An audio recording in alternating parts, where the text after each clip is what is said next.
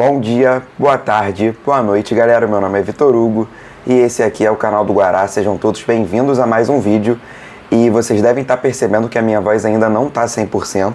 E sim, é por causa do jogo de sábado. E é por isso que eu acabei demorando tanto para gravar a análise tática de Fluminense e Atlético Goianiense. Eu já peço de antemão desculpa, porque a análise ela vai ter muito pouco de tática e muito mais de sentimento com o momento que vive o Fluminense hoje, de cobrança ao Fernando Diniz, à diretoria e aos jogadores. Então, sem muita enrolação, eu já vou pedindo para que você deixe o seu like aqui embaixo. Eu tenho que te lembrar mais uma vez que o like é para o canal do Guará, é para o Vitor Hugo e não é para esse time do Fluminense, porque esses caras estão desempenhando dentro de campo. E peço também para que você se inscreva aqui no canal do Guará, caso você não seja inscrito. A nossa meta é chegar aos 1000 inscritos até o final do ano, então conto com a inscrição de cada um de vocês. Nós já passamos dos 760 inscritos, estamos na contagem regressiva rumo aos 800, para a gente chegar cada vez mais perto dessa meta. Então, sem mais enrolação, vamos rodando a vinheta, para aí sim a gente começar a falar do jogo entre Fluminense e Atlético Goianiense.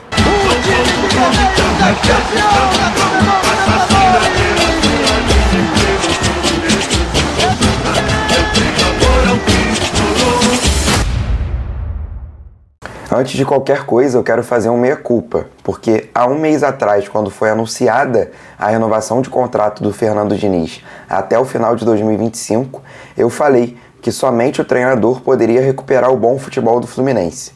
E eu definitivamente errei, porque ele não consegue recuperar esse time. O Fluminense não mostra nenhum sinal de evolução desde o começo do ano de 2024. E se o time do Fluminense, como é dito tanto pelo treinador quanto pelos seus comandados, é o time que mais treina no Brasil, tá treinando errado, porque se eles treinam várias horas por dia, e o que a gente vê dentro de campo é esse desempenho pífio, alguma coisa tá errada nos treinamentos. São erros repetidos, um esquema tático manjado e um time que não tem postura dentro de campo. Se os jogadores estão fechados com o Fernando Diniz, como representaram na comemoração do gol do Paulo Henrique Ganso, indo lá boa parte do elenco abraçar o treinador, isso é o melhor que eles podem apresentar dentro de campo, para poder salvar a cabeça do seu treinador? Se for isso, mudar o comando realmente não vai adiantar nada, e qualquer treinador que assumiu o comando técnico do Fluminense vai receber uma bomba no colo. E como eu, Vitor Hugo, defendo que alguma mudança tem que ser feita e feita logo, a mudança mais fácil é você demitir o treinador e tentar o começo de um novo trabalho, uma renovação, uma reciclagem do trabalho que tem dentro do Fluminense hoje, para a gente poder ver se esse time mostra algum sinal de evolução. Ou você demite metade dos jogadores que você contratou na última janela de transferência, que não renderam nada, e contrata praticamente meio time do zero agora no meio do ano. Como essa segunda solução ela é muito mais difícil, essa bomba vai sobrar para o Fernando Diniz. Hoje eu defendo a saída do treinador campeão da América com o Fluminense, até para que a gente tenha essa lembrança e esse sentimento positivo do Diniz. Não o sentimento de um treinador que prolongou demais o seu trabalho no Fluminense e acabou rebaixando a equipe. O time do Atlético Goianiense é péssimo, um dos piores que eu vi tecnicamente até agora no Campeonato Brasileiro de 2024. E ainda assim o Fluminense consegue tomar pressão e sofrer contra os goianos do começo até o final do jogo. O primeiro tempo foi um mar de nada, onde o Paulo Henrique Ganso acha um golaço em um dos pouquíssimos pontos positivos que o Fluminense teve durante os 90 minutos.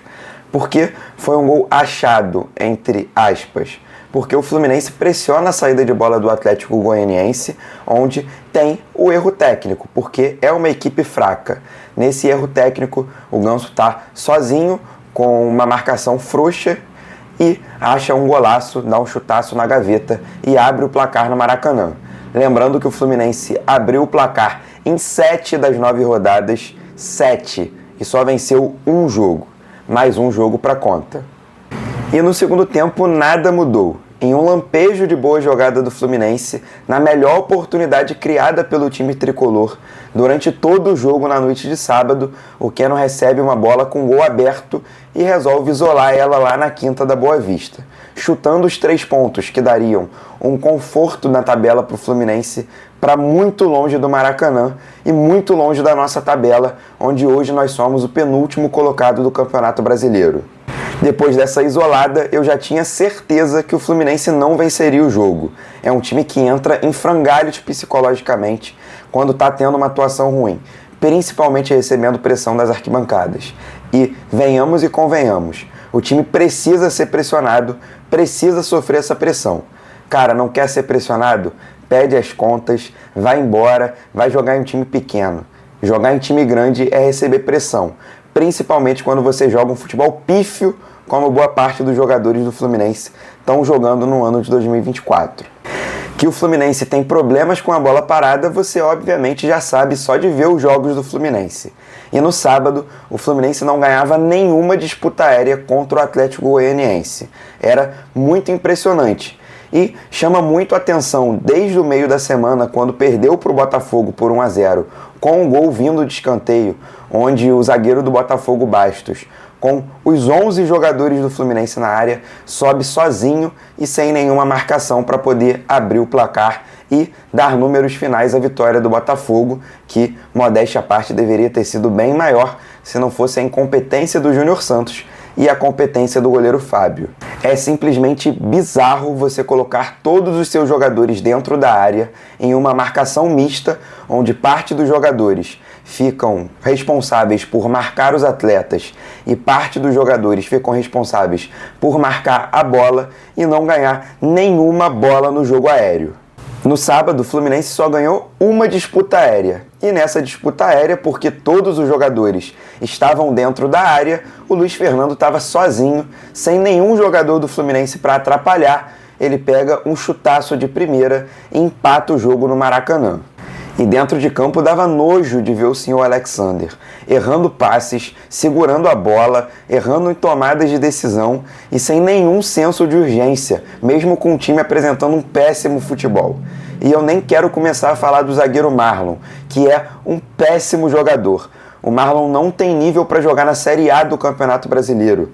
E ainda assim, a diretoria acha de bom tom querer renovar com esse jogador fraquíssimo. Que a diretoria faça o certo e repense para poder usar esse salário do Marlon para trazer um bom zagueiro para fazer dupla com o Thiago Silva. Porque é inadmissível sequer cogitar que esse sujeito fique no Fluminense depois do erro que ele tem no segundo gol. Um erro técnico, um erro de tempo de bola, um erro que nem na várzea, nem em escolinha de futebol um zagueiro pode cometer. Bizarro. E até sofrer esse gol foi uma agonia. O Fernando Diniz foi empilhando atacantes e o Fluminense só conseguiu criar uma chance, devidamente isolada, dessa vez pelo John Kennedy, que entra desconexo da realidade e do jogo, péssimo como em todo o ano de 2024.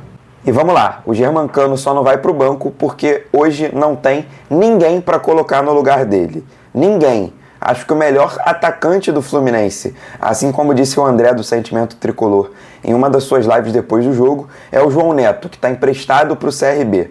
Hoje é o que vive o melhor momento, até porque o artilheiro da equipe no ano de 2024 ainda é o Lelê pelos seus gols no Campeonato Carioca. E empilhando atacantes, o Diniz destruiu o meio-campo e deu muito espaço para os contra-ataques do Atlético Goianiense, que ainda perderam 2 chances claras de matar o jogo, até no último minuto realmente conseguir fazer o seu gol e sacramentar sua vitória no Maracanã. E segundo os jornalistas que cobrem o tricolor, a cúpula de futebol do Fluminense ficou em reunião no Maracanã até às 3 da manhã, pós-jogo, e no domingo se reuniram no CT Carlos Castilho para decidir que o Fernando Diniz fica. Na minha opinião, a realidade é que, independente dos resultados, tanto na quarta-feira contra o Cruzeiro, quanto no domingo contra o Flamengo, o trabalho do Fernando Diniz já está fadado ao fracasso, em um modelo que tem prazo de validade em todos os clubes que ele assume, todos os clubes que ele faz um tipo de trabalho. E quem está pagando a conta desse fracasso é o Fluminense no Z4. A partir de agora, na minha opinião, a responsabilidade é toda da diretoria. Nominalmente, do presidente Mário Bittencourt, do Paulo Angione e do Fred. E para enfim encerrar o assunto jogo de sábado, o Felipe Melo não pode, independente de qualquer motivação, agredir o assessor de imprensa do Atlético Goianiense. Nós vamos ser muito prejudicados pela ação do nosso capitão, porque ele vai para o STJD, ele vai ser julgado por conta dessa ação e a gente já vai ser prejudicado logo nessa quarta-feira, quando a gente tem o melhor jogador do Fluminense nos últimos jogos suspenso e a gente provavelmente vai ter Marlon e Manuel na zaga do Fluminense. A gente vai ter que aguentar mais 90 minutos desse castigo que é ver esses dois jogadores atuando na zaga do Fluminense. E para a gente entender o buraco que se enfiou o Fluminense, eu quero trazer alguns números para vocês. O primeiro deles é aquele time de 2009 que conseguiu a arrancada que definiu a alcunha de time de guerreiros para o Fluminense e ficou boa parte do Campeonato Brasileiro como lanterna. Na 9ª rodada tinham 10 pontos. O de 2013, que quase caiu, na 9ª rodada tinham 9 pontos. Aquele time horroroso que o Fluminense tinha em 2018, na 9ª rodada tinha 14 pontos. E o time do próprio Fernando Diniz em 2019, que fez um trabalho muito ruim no Campeonato Brasileiro, tinha 8 pontos. E o time do Fluminense no ano de 2024, ao final da 9ª rodada, tem míseros 6 pontos. E para você que ainda está desconexo da realidade, achando que o Fluminense ainda pode brigar por Libertadores, ou que o Fluminense tem um ótimo time e não vai brigar contra o rebaixamento, vai mais um dado para você, esse dando os créditos ao Gabriel Amaral.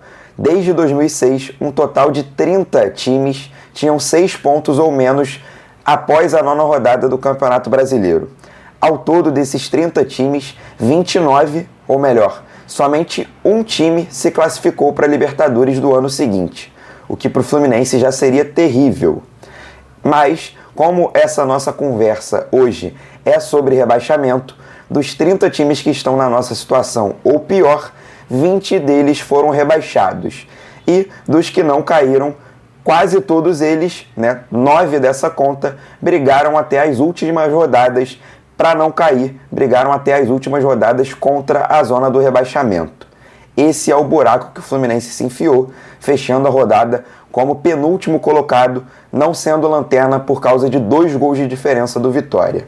Parabéns a todos os responsáveis por isso, e é assim que eu vou começando a me despedir, agradecendo a vocês mais uma vez pela audiência e pedindo para que, caso você não tenha deixado o like lá no início do vídeo, esse é o momento perfeito para poder apertar no botão de gostei aqui embaixo, e pedindo para que, caso você não seja inscrito aqui no canal do Guará, por favor, considere se inscrever aqui embaixo. Te lembro mais uma vez que a nossa meta é chegar aos 1.000 inscritos até o final do ano, então conto com a inscrição de cada um de vocês.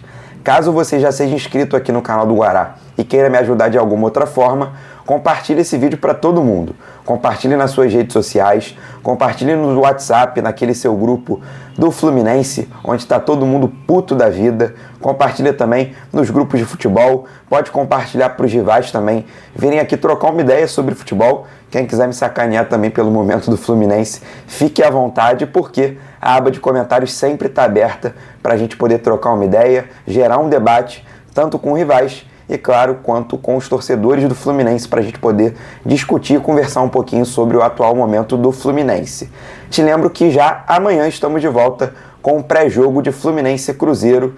Que Deus nos ajude e nos acuda, porque vamos ter o Fluminense mais uma vez fora de casa, onde a gente sabe que desde o ano passado a nossa fase e a nossa vida não é nada boa. Enfim, agradeço mais uma vez pela companhia e até amanhã.